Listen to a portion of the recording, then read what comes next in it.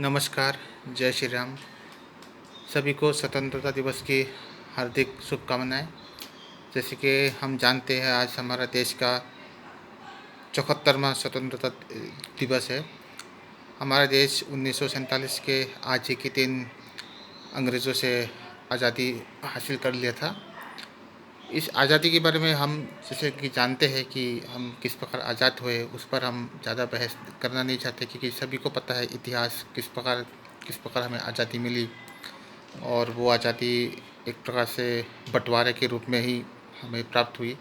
हम उस पर नहीं जाना चाहते। कुछ कुछ बातें आप लोगों से शेयर करना पसंद करूँगा जो बहुत सारे लोग शायद नहीं जानते, और कुछ कुछ बातें जो पुस्तकों में भी उपलब्ध नहीं है। 1947 से लेकर आज 2020 के 15 अगस्त, इन 73 ईयर्स में हमारे देश ने क्या हासिल किया, क्या नहीं किया, ये एक बहुत बड़ा मुद्दा है। क्योंकि आज़ादी तो हम लोग 47 में हमें मिल गई थी, लेकिन उसके बाद हमने क्या किया और क्या नहीं किया।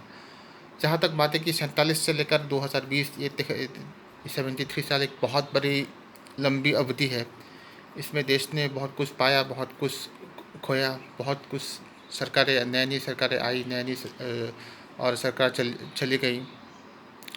तो इस दौरान हम किस प्रकार हम सेल्फ रिलायबल, आत्मनिर्भर किस प्रकार हो, किस प्रकार हम हमारे देश आज आगे बढ़ रहा है, ये एक बहुत बड़ी आज एक मुद्दा है।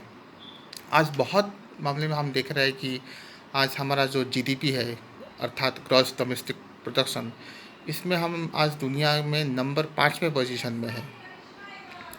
जो कंट्री जो 1947 में आज़ाद हुआ था, जिसमें करीब करीब 70 से 75% लोग गरीब थे, बीपीएल थे, आज भारत की गरीबी सिर्फ 20% ही है। बहुत हद तक हमने गरीबी को हटाया है, लेकिन यही काफ़ी नहीं है। हमने जीडीपी में आज दुनिया में 5वें पोजीशन में है, लेकिन हमें कोशिश करना चाहिए हम इसमें और आगे बढ़े, और गरीबी जो 20% जो हमारे देश में गरीबी है, उसको हम पूरी तरह से ख़त्म करें। क्योंकि हमारा लक्ष्य होना चाहिए एक गरीब मुक्त भारत बनाना। और इस साल की स्वतंत्रता दिवस इसलिए महत्वपूर्ण है, 15 अगस्त से सिर्फ 10 दिन पहले ही 5 अगस्त को ऐतिहासिक राम मंदिर का निर्माण शुरू हो गया है। राम मंदिर का जो मुद्दा है, ये देश के 110 करोड़ हिंदुओं की आस्था के साथ जुड़ी हुई है। भगवान राम का मंदिर अयोध्या में होना एक एक बहुत ही गर्व की बात है हमारे देश के लिए, जो आज बनने जा रहा है। प्रधानमंत्री मोदी जी के नेतृत्व में ये सरकार ने जो वादा किया था कि राम मंदिर बनाने के लिए, वो सपना पूरा होने जा रहा है। और ये राम मंदिर का जो मुद्दा है, इसके साथ देश के सभी लोग जुड़े हुए हैं। लेकिन देश की दुख की बात है, बहुत सारे लोग इसका आज विरोध कर रहे हैं, बल्कि हम मंदिर तोड़ देंगे, फिर से मस्जिद बनवा देंगे। इस प्रकार की गलत बातें कर कर देश में एक बार फिर से सांप्रदायिक जो माहौल है, उसको बिगाड़ने की कोशिश कर रहे हैं। हमारे देश में अधिकांश मुसलमान हो या ईसाई हो, राम मंदिर के विरोध ही नहीं है, लेकिन कुछ कुछ ताकतें ऐसा है, सांप्रदायिक ताकत हमेशा से ही हमारे देश में सांप्रदायिक ताकतें देश को तोड़ने की कोशिश कर रहे हैं। कुछ कुछ कट्टर इस्लामिक और ईसाई लोग जो इसके विरोध कर रहा है, ये बहुत ही चिंतनीय विषय है। पिछले साल ही कश्मीर से आर्टिकल 370 हट गया, जिससे पूरे देश को हमारा जो सपना था पूरे भारतवर्ष की एक अखंड भारत बनाने की, वो सपना धीरे धीरे अब पूर्ण होने की कगार पे है। आर्टिकल 370 हटने से कश्मीर वाले को भी न्याय मिला, और साथ में भारत के सभी लोग अब बेझिझक होकर कश्मीर घूम सकते हैं। लेकिन मेरा व्यक्तिगत मतलब राय है कि सिर्फ आर्टिकल 370 नहीं, आर्टिकल 371 भी हटना चाहिए, जो कि पूर्वोत्तर पे लागू है। बहुत सारे लोग नहीं जानते कि ये आर्टिकल 371 क्यों हटना चाहिए। आर्टिकल 371 हटने से ही हमारे देश को एक अखंड भारत की पूर्ण रूप हम दे पाएंगे। आज आर्टिकल 371 होने के कारण भारतवर्ष के बाकी हिस्से के लोग पूर्वोत्तर में आकर ज़मीन नहीं खरीद सकते, नौकरी नहीं हासिल होता है, जिसके कारण एक अलग प्रकार की सोच रखते हैं। जब भी पूर्वोत्तर के लोग बाहर जाते हैं, दिल्ली जाते हैं, चेन्नई जाते हैं, मुंबई जाते हैं, उसको एक विदेशी नागरिक के रूप में देखा जाता है। उसका मेन कारण ये है आर्टिकल 371, ये हटना बहुत ही ज़रूरी है। क्योंकि दिल्ली के लोग आज करोड़पति होने के बाद भी चाहकर भी वो मेघालय में आकर, मिज़ोरम में आकर, नागालैंड में आकर ज़मीन नहीं खरीद सकते। नौकरी के मामले में आज 90% नौकरी मेघालय में सिर्फ जनजाति लोगों के लिए सुरक्षित है, जिसके कारण जो नॉन रेबल्स है, जनजाति लोग, वो आज अपने आप को पूरी तरह से सुरक्षित महसूस नहीं कर रहे हैं।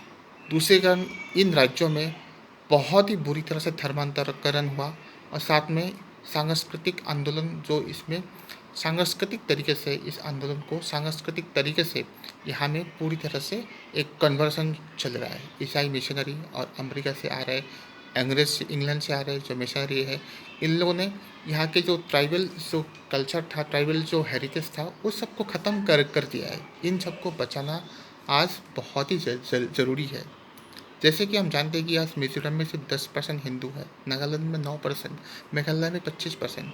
दुख की बात है, देश की जो नेशनल मीडिया है इस मामले में चुप है, और हमारे देश के सेकुलर जो कुछ बुद्धिजीवी है वो इस बात पर कभी बयान नहीं देते।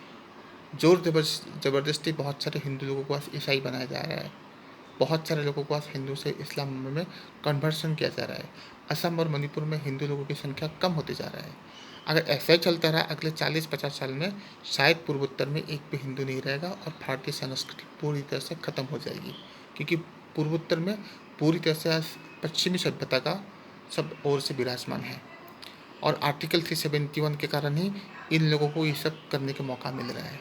आर्टिकल 371 हटेगा तो पूर्वोत्तर के लोग भी देश के अन्य हिस्से की तरह अपने आप को भारतीयता की एक परिचय दे पाएंगे। पूर्वोत्तर के बहुत सारे स्कूल जो ईसाई मिशनरी चलाते हैं, वहाँ के बच्चे वंदे मातरम नहीं गा सकते, वहाँ के बच्चे भारत माता की जय नहीं बोलते, वहाँ के बच्चे जनगण मन अधिनायक नहीं बोल सकते। कोई भी बच्चे आप जाएंगे मिशनरी स्कूल में, आप पूछेंगे 10 जनजातीय लेखक के नाम, वो नहीं बोल पाएंगे। 10 मिजो राइटर का नाम, 10 खासी राइटर का नाम वो लोग नहीं बोल पाएंगे। लेकिन अगर आप पूछेंगे 100 अंग्रेजी राइटर का नाम, वो 100 के बदले 200 अंग्रेजी राइटरों का नाम बोल सकते हैं। हमारे देश में जब आज़ादी मिली तभी से ये कानून लागू हुआ, जो कि बहुत ही दुखद है। इस कानून को हटाना बहुत ही ज़रूरी है, और हमारे देश में जो जो संविधान उस समय जो निर्माण हुआ था उसमें बहुत सारी त्रुटियाँ रह गया है। उन त्रुटियों को दूर करना बहुत ज़रूरी है, तभी हम अखंड भारत का जो सपना है वो सपना हम पूरे कर पाएंगे। पिछले कुछ सालों में सरकार ने ज़बरदस्त तरीके से जो विकास का जो एक मुद्दा चलाया था, विकास के मुद्दा के सामने जो कास्ट सिस्टम है ये पूरी तरह से अब धीरे धीरे ख़त्म हो रहा है, जो कि देश के लिए बहुत ज़रूरी है। ये कास्ट सिस्टम ने ही आज पूरे उत्तर भारत को पूरी तरह से बिखर कर रख दिया था। हर चुनाव में कास्ट पॉलिटिक्स बहुत पूरी तरह से हावी होता है और विकास का मुद्दा पीछे रह जाता था। लेकिन पिछले कुछ सालों में जब से भाजपा सत्ता में आई है, ये धीरे धीरे जो कास्ट पॉलिटिक्स है ये ख़त्म होते जा रहा है, और विकास के मुद्दा आज ज़्यादा तेज़ी से आगे बढ़ रहा है। ठीक उसी प्रकार हम बात करते हैं और एक पहलू के ऊपर। आज़ादी के बाद में हमारे देश में आतंकवाद का एक बहुत बड़ा मुद्दा था। सरकार ने 370 हटाने के साथ साथ आतंकवाद के विरुद्ध भी बहुत तेज़ी से काम किया है, और आज आतंकवादी धीरे धीरे ख़त्म होते जा रहा है। पूर्वोत्तर से आतंकवाद बिल्कुल अब साफ हो गया है।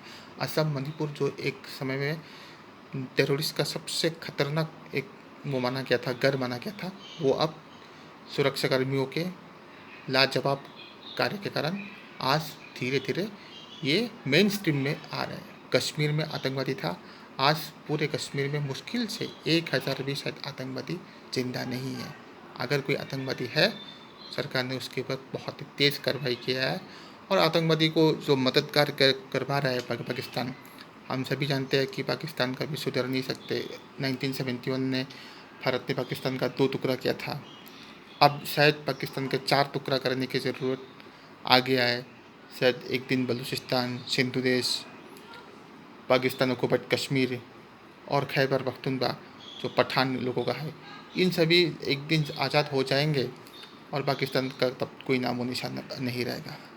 रही बात चाइना का, चाइना हमेशा डरा रहा है, लेकिन ये नहीं भूलना चाहिए अभी इंडिया के पास राफेल है, अपाचे हेलीकॉप्टर है, चिनूक हेलीकॉप्टर है, रूस से नया नया हथियार इंडिया को मिल रहा है, और इसके अलावा भारत अब स्वदेशी तकनीकों से लैस तेजस जो हमारे हवाई जहाज़ है, दुनिया के सबसे हल्के हवाई जहाज़ों में गिना जाता है, वो भी अब हमारे पास है।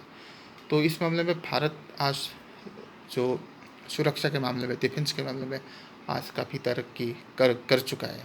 तो बात यही है कि स्वतंत्रता में पिछले 73 साल ने हमने बहुत कुछ प्राप्त किया, बहुत कुछ खोया भी, लेकिन जितना खोया उससे बहुत कुछ ज़्यादा प्राप्त किया। आज बहुत लोगों को शायद पता नहीं, भारत आज बिजली जो उत्पादन में दुनिया में तीसरे पायदान पे है। आज दुनिया में भारत इंटरनेट की क्रांति में एक बहुत ही बेमिसाल आज इंडिया को जो एक बहुत आगे लेकर गया है। आज इंटरनेट की यूजिंग के मामले में पूरे दुनिया में भारत का स्थान दूसरा है। मोबाइल फ़ोन की यूजिंग में भारत दुनिया में दूसरा स्थान है। टेलीविज़न की यूजिंग में भारत दुनिया में तीसरे पायदान पे है। आज अनाज के उत्पादन में भारत दुनिया में दूसरे स्थान पे है। आज गेहूँ के उत्पादन में भारत दुनिया में तीसरे स्थान पे है। तो इस पूरे साग सब्जी के उत्पादन में भारत दुनिया में दूसरे पायदान पे है। इससे हम पता लगा सकते हैं भारत धीरे धीरे जो आत्मनिर्भर हो रहा है, और जो सपना है हमारे देश की कि पूरी तरह से हम स्वदेशी तकनीक का प्रयोग करें, वो एक दिन ज़रूर कामयाब होगा। और इस कामयाबी के लिए हम देश की 140 करोड़ लोगों को एक प्रतिज्ञा होना चाहिए कि हम किसी से पीछे नहीं रहेंगे। हमें कोई छोटे मोटे कंट्री से तुलना करने से नहीं होगा। अब हमें ये लक्ष्य बनना है कि हमें दुनिया के बड़े एक इमर्जिंग पावर के रूप में हमें उभरना है। अब हम पाकिस्तान, बांग्लादेश, श्रीलंका जो गरीब पिछड़ा हुआ कंट्री है उन लोगों से तुलना करने से नहीं होगा। अब हमें अमेरिका, रूस, फ्रांस, इन लोगों से हमें अपने आप को तुलना करना है, क्योंकि तभी हम आगे बढ़ेंगे और तभी हमारा सपना साकार होगा। जो सपना हमने आज़ादी के समय देखा था, जो सपना हर क्रांतिकारियों ने देखा था, जो सपना भगत सिंह ने देखा था, जो सपना उधम सिंह ने देखा था, जो सपना राजगुरु ने देखा था, जो सपना खुदीराम बोस ने देखा था, जो सपना नेताजी सुभाष चंद्र बोस ने देखा था, उस सपने को साकार करने की जिम्मेदारी हमारी है, हमारी युवा पीढ़ी की है। और हम ये भूल जाते हैं कि हमारे देश की जो आज़ादी है ये कोई एक व्यक्ति का दिया हुआ वरदान नहीं है, एक व्यक्ति या एक ऑर्गेनाइजेशन ने नहीं दिया। बहुत सारे लोग मानते हैं कि गांधी ने हमें आज़ादी दिया, ये बिल्कुल झूठ है। अकेले गांधी ने आज़ादी नहीं दिलाया। आज़ादी में महात्मा गांधी का जितना योगदान है उतना ही योगदान सुभाष चंद्र बोस का भी है, भगत सिंह का भी है, राजगुरु का भी है, सुखदेव का भी है, खुदीराम बोस का भी है, कनकलता का भी है, पूर्वोत्तर से तीरथ सिंह का भी है, कनकलता का भी है। सभी लोगों का इसमें योगदान है। और कैसे हम भूल सकते हैं झांसी रानी लक्ष्मीबाई को, टीपू सुल्तान को, जो अंग्रेज़ों के दांत खट्टे कर दिए थे। हम इन लोगों को कभी भूल नहीं सकते। अकेले गांधी ने हमारे देश को आज़ादी नहीं दिलाया, और हमारे आज़ादी में परोक्ष रूप में हम जर्मनी और जापान का भी हम शुक्रिया अदा करना चाहिए कि इन लोगों ने अंग्रेज़ों को इतना तबाह किया था।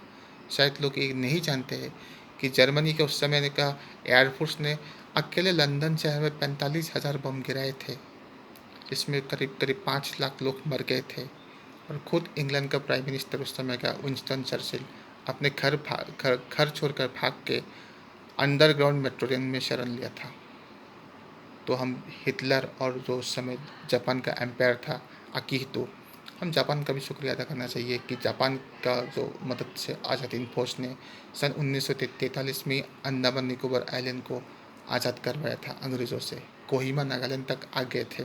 मणिपुर का बहुत सारा हिस्सा में आज़ाद हिंद फौज ने अपना तिरंगा लहराया था। तो हम इन सब का योगदान है। सुभाष चंद्र बोस के बिना शायद हमारे आज़ादी का जो आंदोलन है वो अधूरा है।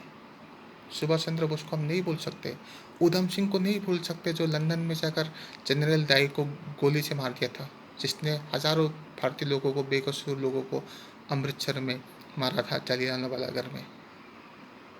हम भगत सिंह का योगदान को भी नहीं भूल सकते। तो इन सभी लोगों का जो एक ख्वाब था, उस ख्वाब को पूरे करने की जिम्मेदारी आज हमारा है। एक बार फिर पूरे देशवासियों को आज़ादी का ये स्वतंत्रता दिवस की मुबारकबाद है। और हम उम्मीद करते हैं हम आज़ादी का जो ये दिन है, इस दिन हमें एक नया प्रण लेकर हमारे देश को और आगे लेकर जाएंगे। जय हिंद, नमस्ते, जय श्री राम।